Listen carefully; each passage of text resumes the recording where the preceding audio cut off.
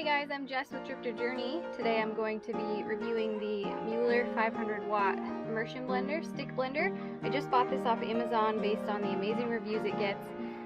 It's done really well for people. It sounds like it's solid construction. One of the main reasons I bought it is because we live in our van full time and I need something that is powerful but that doesn't pull too much power from our inverter. So this is a 500 watt stick blender. They range from 200 watts to 1,000 watts. So 200 watts seems like it wasn't going to be powerful enough to blend frozen fruits. Maybe you could do like, I don't know, a soup with it or something, but I felt like we're going to be using it mostly for smoothies, so I wanted something a little bit more powerful. And then we only have a 700 watt inverter, which means that I can't use something that pulls more than that. So the 800 and 1000 watt stick blenders aren't going to work for me.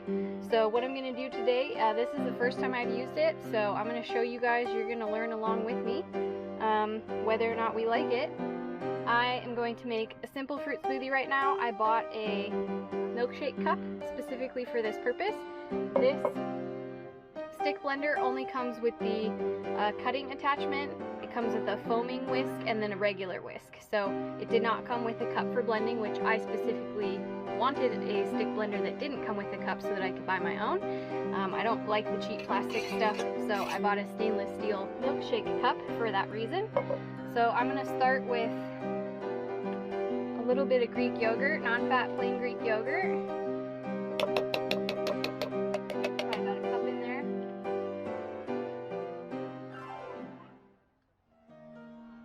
Then I have a vanilla bone broth protein.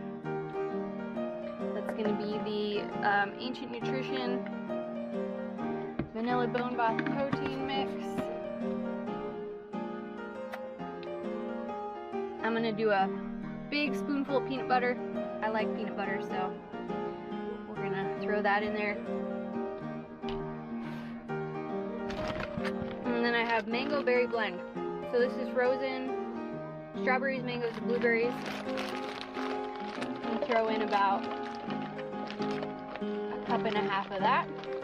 I don't want to get the cup too full. It sounded like online, if you get it too full, it'll just splatter everywhere when you push it down because you won't have room. One thing already I'm noticing is that this cord is barely long enough to get from my inverter to where I'm going. So I'm just going to start on the lowest power first. Turn it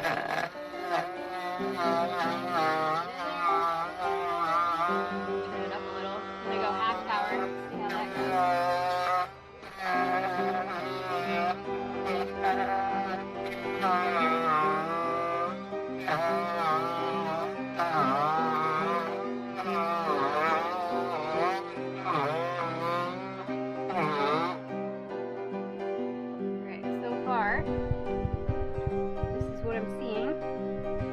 Kind of getting hung up in there, and we're not getting the fruit quite blended.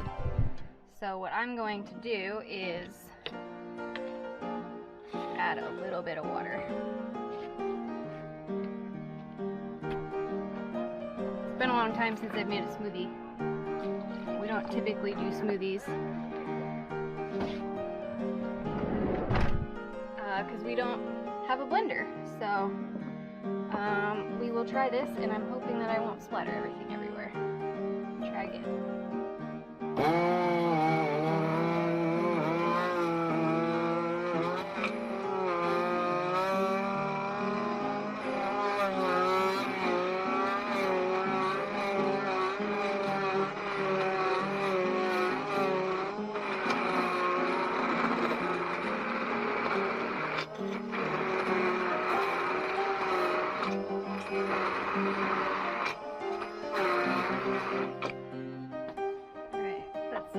Working a little bit better. See, it's not jammed up in the head anymore, and we've actually got a smoothie consistency. So I think the beginning of that was my fault. I'm going to add a little bit more water because I think that helped a lot.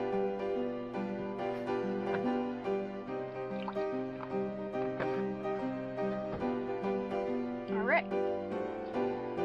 One thing I did read was to get the head under the liquid first before you start, otherwise it does splatter. So that seems to be true.